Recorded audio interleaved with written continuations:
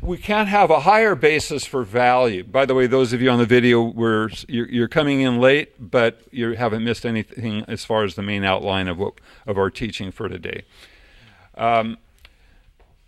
So you can't have a higher value than the confirmation of an absolute perfect creator God saying this is good. I mean, that settles it. We know that creation is good. So the Bible, and furthermore, it's the handiwork of God. So it does have a divine element from the standpoint of it's his handiwork, his creation. So it's a very positive basis for environmentalism. But the difference is the Bible also teaches in that creation process on the sixth day, God made man in his own image. So man is special in creation and is not, so you therefore can't argue, well, this algae here has equal rights to human beings, or this slug, or even these apes or these rats. Therefore, whereas it would be consistent with a biblical view to have as humane a means as possible for experimenting with animals to find a cure for cancer, or other things, to say that you shouldn't experiment with them because they've got their rights too, which is what some of the more extreme environmentalists would say, is irrational. And they wouldn't be saying that themselves if their own child had leukemia and the experiment could possibly save it. Then they would suddenly have an epiphany and they would realize human beings are of superior value to rats. So that's basically a balanced biblical ecological view. When you get into the pantheistic view, there's nothing unique or special about man. All of nature is divine, and so this has the potential to go to a point of being destructive to humanity. So there's a balance in between a view that only sees nature as something to be exploited and consequences be damned, versus a view of all of nature is of equal value and humanity be damned. There's a middle ground, which is the biblical ground, and it's exactly what society needs right now. So Christians need to be more vocal. We've allowed basically the pagans and the secularists to commandeer the whole environmental cause, because there are consequences of rapid industrialization and urbanization that have to be dealt with, but they can be dealt with in a way that's not only eco-friendly but human-friendly as well. And that's the biblical position, that we should be advocating. Okay, let's go to our outline here, looking at panentheism, which I also define as process theology, even though process theology is actually a subcategory within panentheism, but it is the most prominent expression of panentheism and the one that you're likely to encounter. If you encounter a panentheist at all, it's likely to be an adherent of process theology.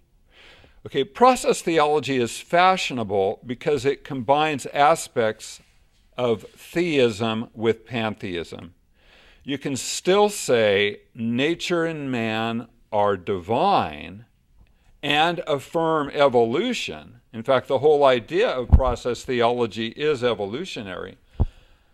But you can also say that God is personal. Before we got onto video here, I was describing the reasons why pantheism fails, because it does not provide a ground for personality. And some non-evangelical or non-Christian thinkers have observed this too, and so they're searching for a worldview that will affirm personality, but at the same time will have the pantheistic teaching of the divinity of nature, and that will also be compatible with evolution, because people believe that evolution is essential to the life sciences. It's not, but we as evangelicals will recognize that we got our work cut out for us to deal with evolution. It's entrenched in our society. It's entrenched in our educational system.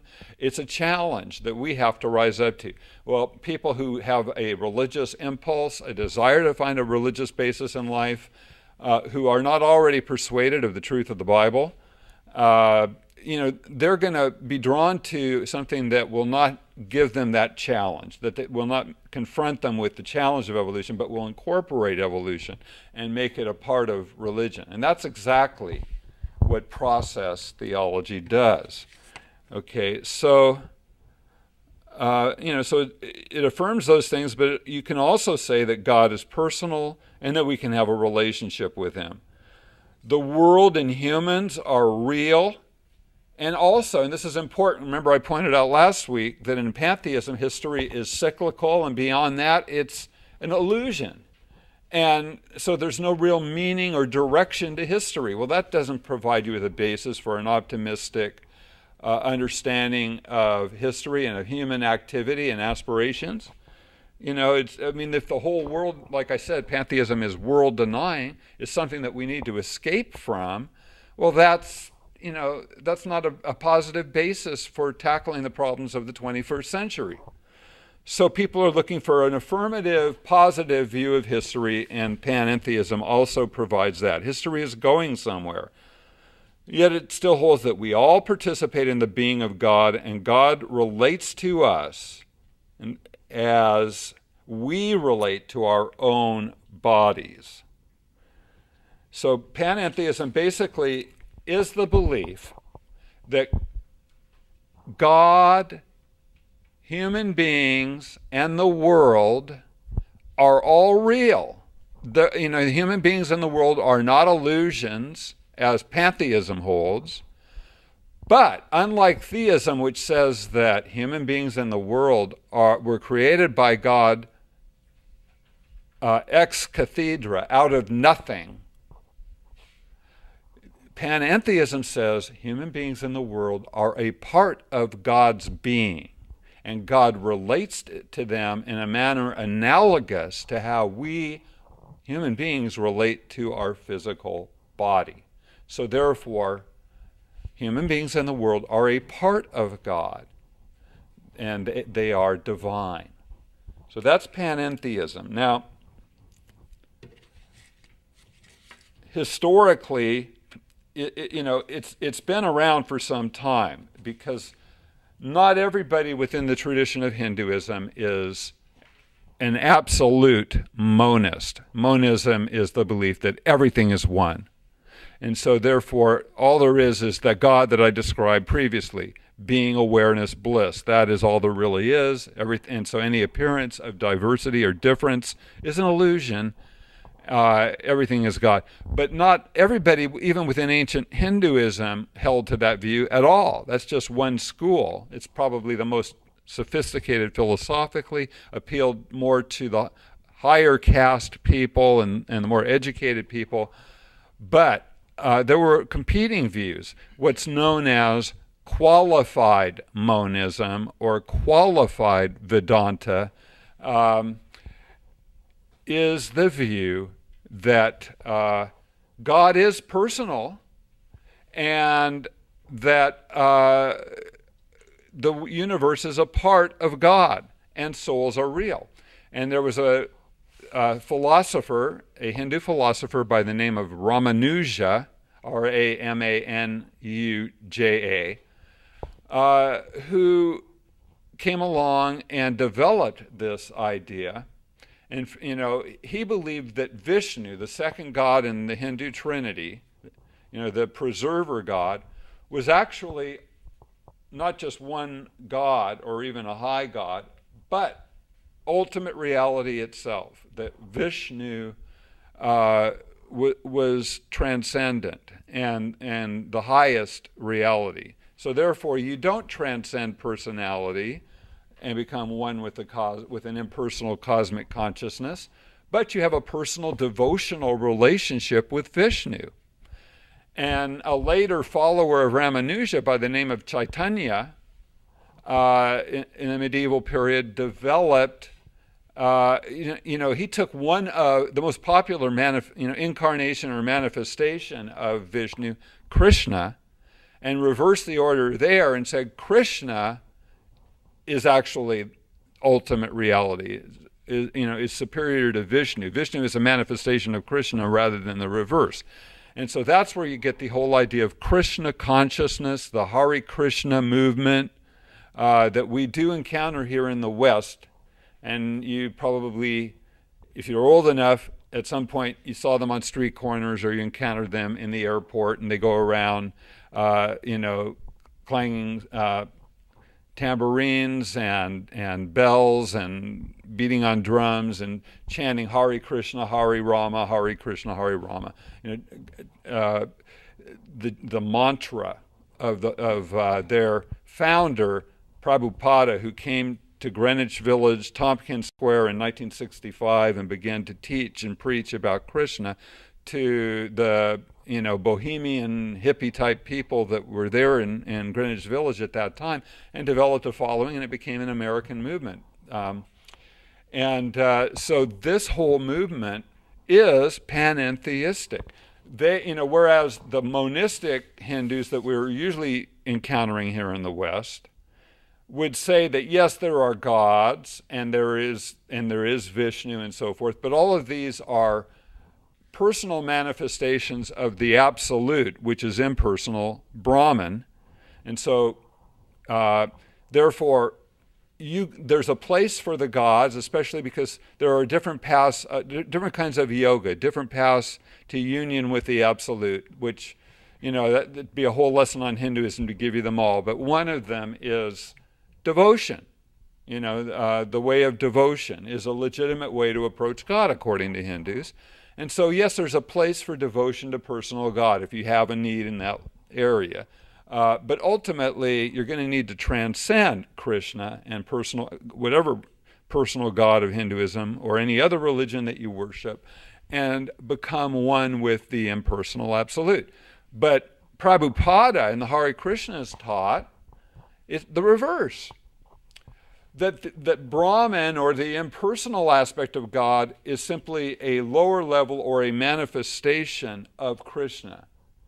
So therefore, according to that view, devotion trumps meditation and absorption into God. And so all the dancing, chanting, and prayers and worshiping their little idols that they have in their temples that I've seen, in fact, I literally had a unique experience that most Christians wouldn't have. Straight out of 1 Corinthians chapter 10, where I had to exhort a Christian sister who was about to take the Lord's table, that she couldn't take it because earlier that day she had partaken of the sacrificial meal at the Hare Krishna temple, and she saw no conflict between the two. So she was literally, partaking of the Lord's elements in the Lord's table, and the elements offered to demons. I had to take her to that part of the Bible. A lot of people just don't think we have to deal with those particular problems that they dealt with in the first century, but wrong. It exists. It can be. You can encounter it. I did. So these are all the whole idea of personal devotion to God. This way antecedes process theology that we encounter today, going back to there. But what we're encountering in the West most often in the form of panentheism is this process philosophy or theology. It started out as a philosophy, and it's attributed to an English mathematician and philosopher by the name of Alfred North Whitehead. He developed this view that philosophers are always struggling with what is primary, substance or process, thing or activity, noun or verb, because you see both going on. And the process view says process trumps. So it's this idea that all of reality is a process of change, and so Whitehead developed this process philosophy. But it was something that Christian theologians in liberal denominations and seminaries who had abandoned a belief in the infallibility of the Bible and in Orthodox theology, but that were interested in maintaining their identification as Christians and their association with their own traditions, were looking for a new way of approaching Christianity.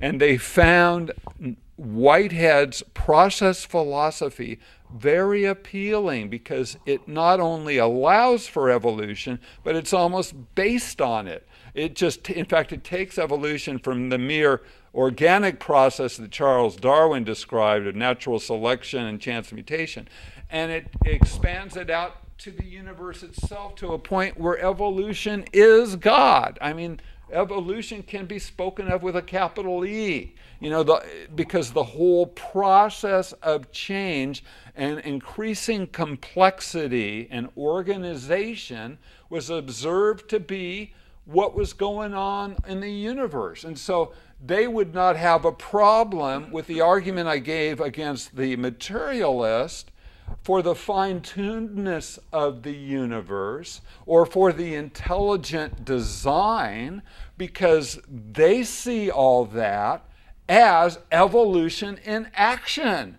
Because for them, evolution is a divine thing at the very heart of the universe. And so this was appealing. So Christian theologians, such as a man named Charles Hartshorne and another man by the name of John Cobb, took these ideas and integrated them with biblical themes and began to teach process theology.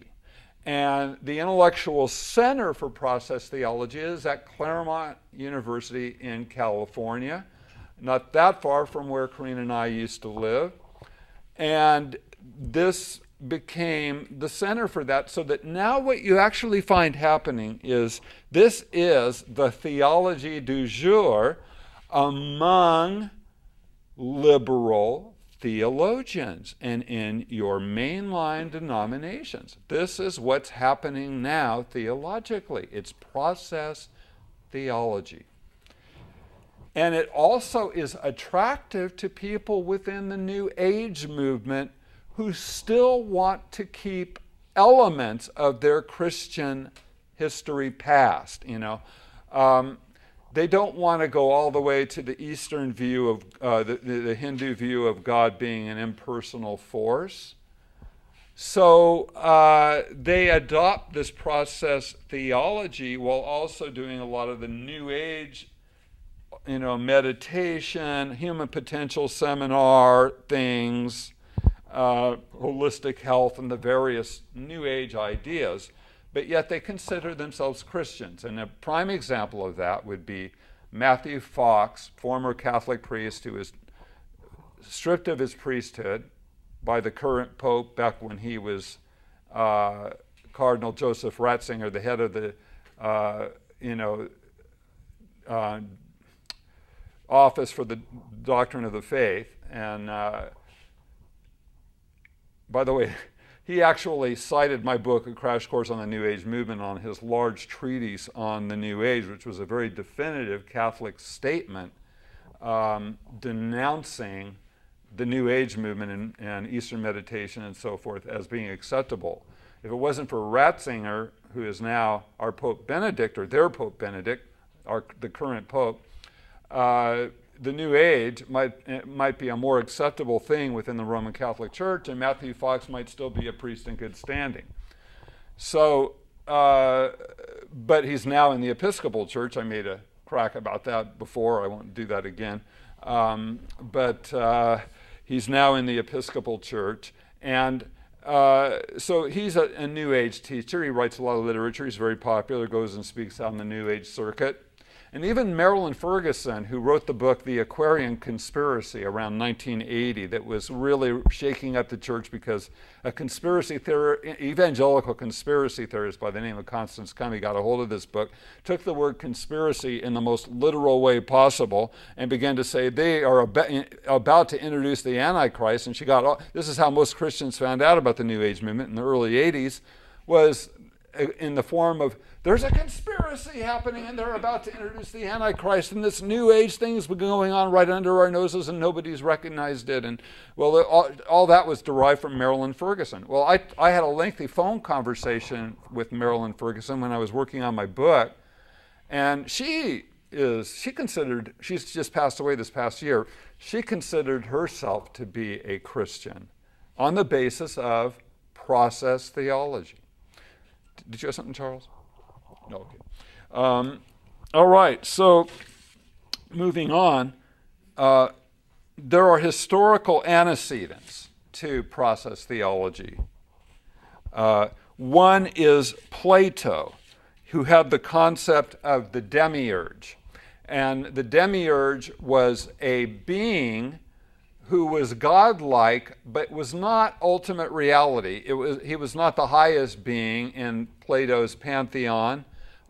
He was not the source of all that is. He was a player in the world, but yet he had a lot of power.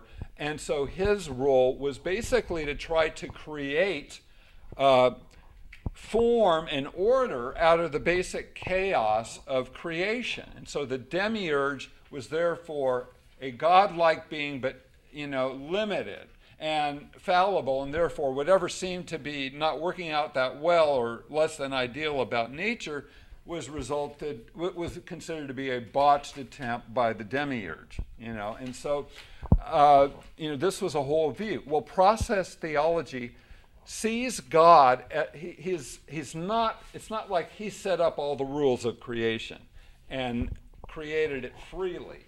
He's rather simply a player in a larger scheme, but he is the major player. Okay, and so he has helped to shape the universe the way that it is, and he brings an influence to bear upon us.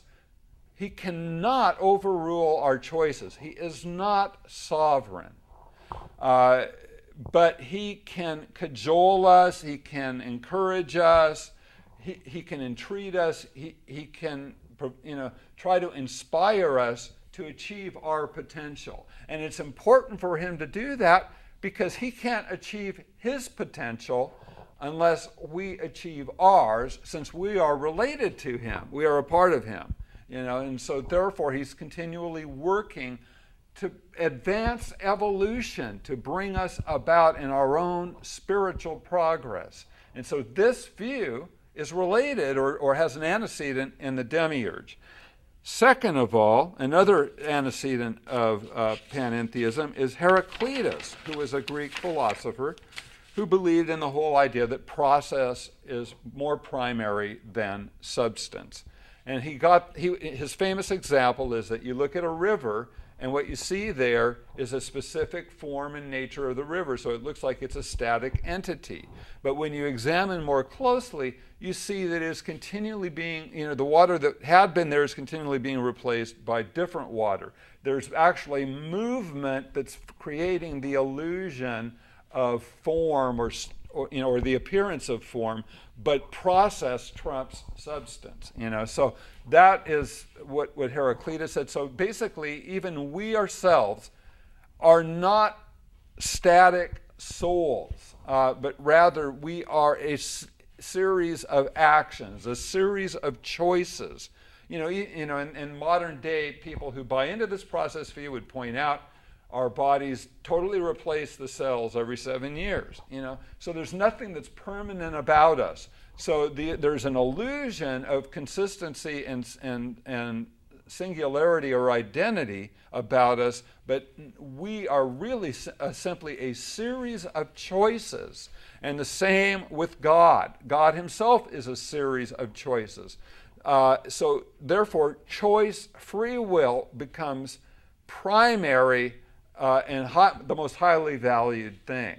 And so it's the idea of becoming. We're in a process of achieving a potential. We're in a process of becoming. All that goes back to Heraclitus. And then finally, the third major historical antecedent of process theology is the 19th century German philosopher G.W.F. Hegel, who proposed this idea of history that it is a series of someone will come up with a thesis about the nature of reality or some area of society, economics or whatever. And on all levels, life works this way. People come up with a thesis, and this prevails for a while. It causes some progress, but then it runs into failures or shortcomings.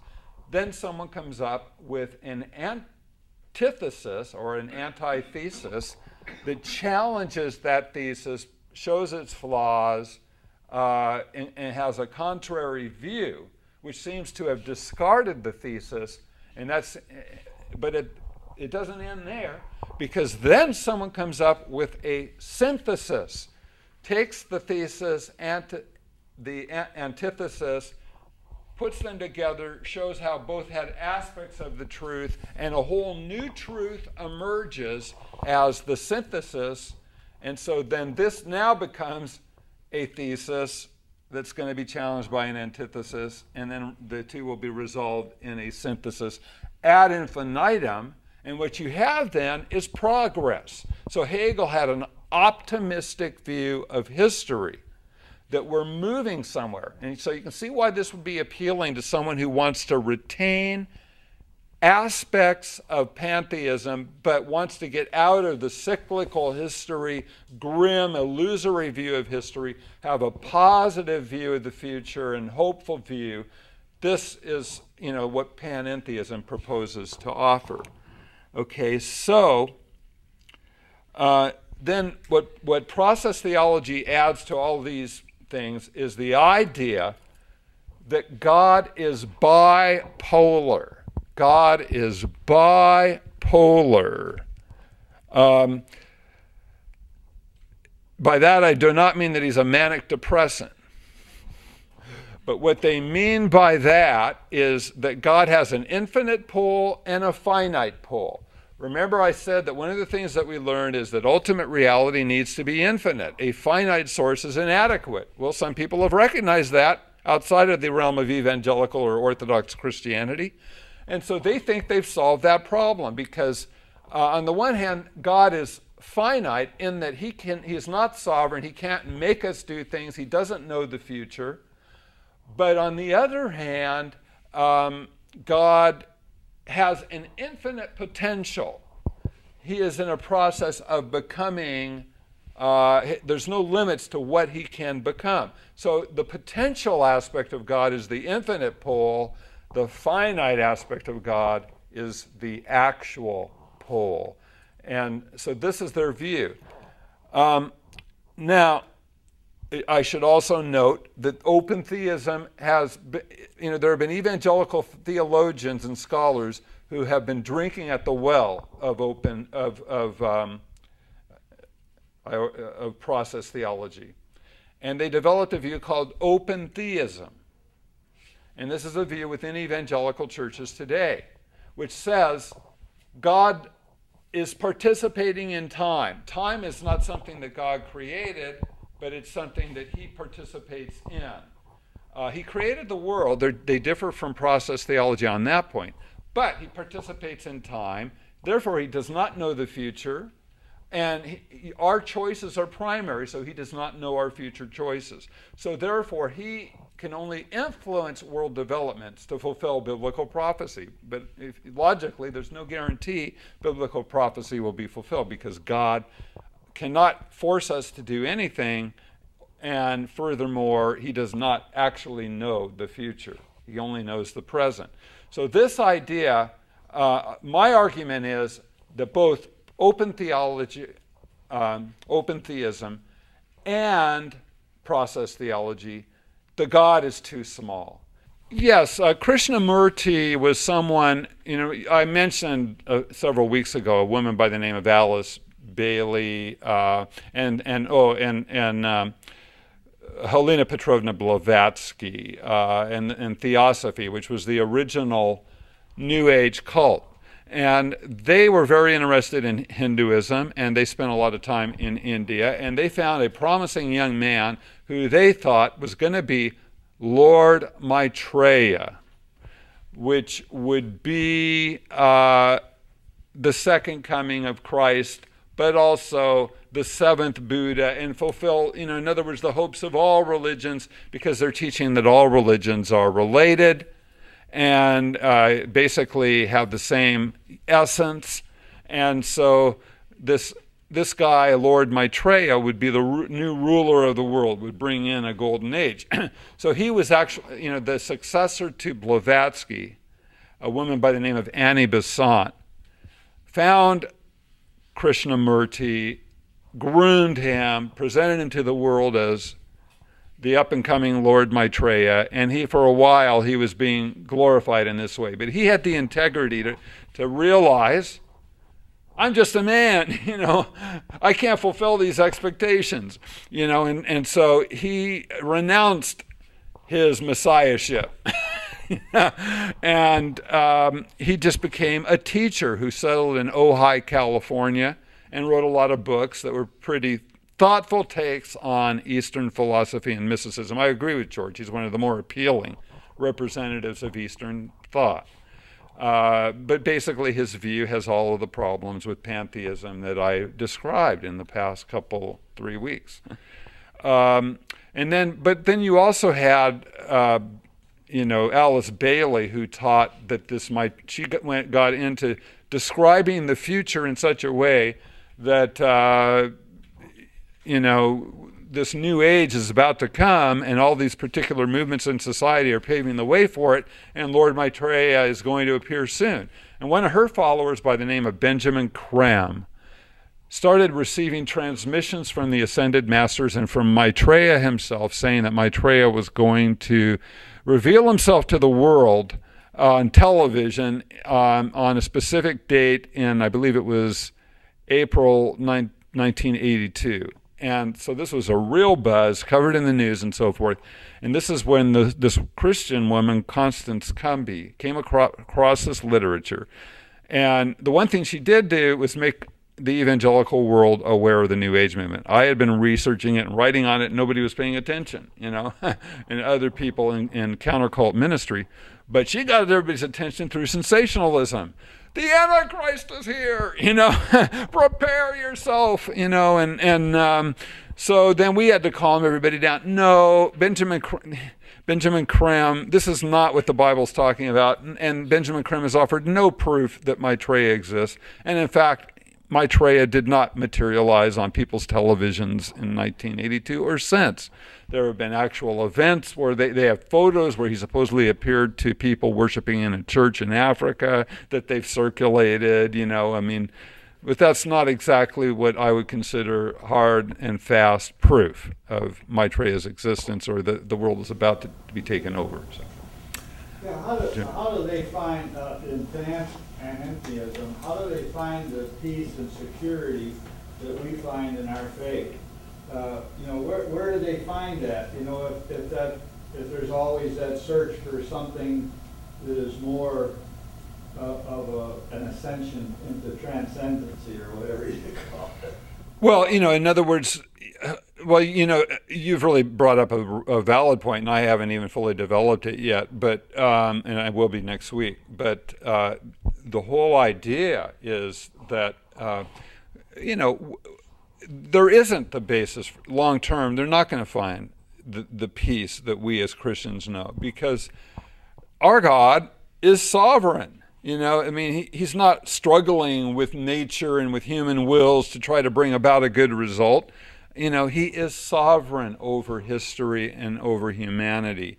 And when he prophesies the future, it's because he's been there. He knows the end from the beginning. He's not time bound.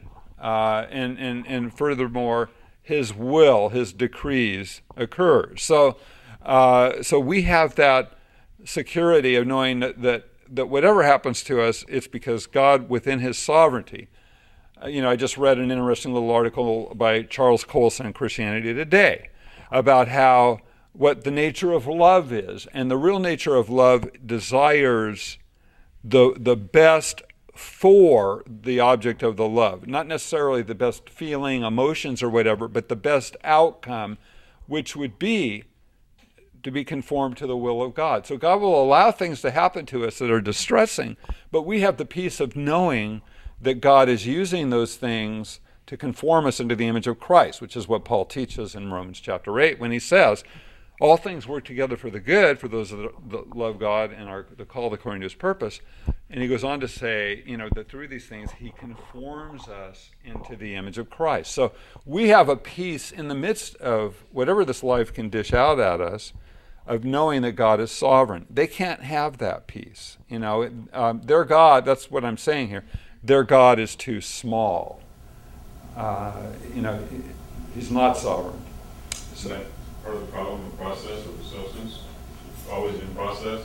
You can't ever get to a place of transcendency or a place of bliss, or because you're always in process. Well, this is a real logical problem. Yeah, in fact, I'm getting into some of the material I wasn't able to get to, because their God, if he's for all eternity been evolving to fulfill his ultimate potential, why hasn't he reached it yet? He's had all eternity to do it. The answer is he's never going to reach it.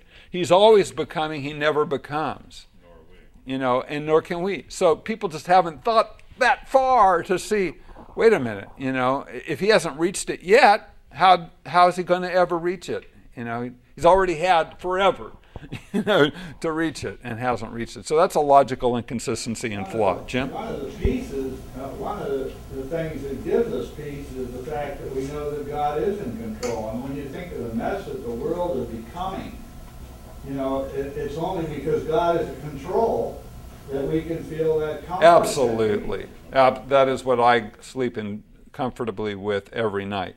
I don't sleep at peace. I've been sleeping better lately than I have for a long time in my life. I think it's working at home and not commuting and not having weird hours, But I would not be sleeping well if I read the newspaper or watched the evening news and then meditated on the future of humanity on the basis of, okay, was there a real something I can grab on in that news that gives me hope? No, no, I sleep with peace because I believe the Bible is the Word of God and everything it says about him. And I know whom I have believed, and I am persuaded that he's able to keep that which I've entrusted to him against that day.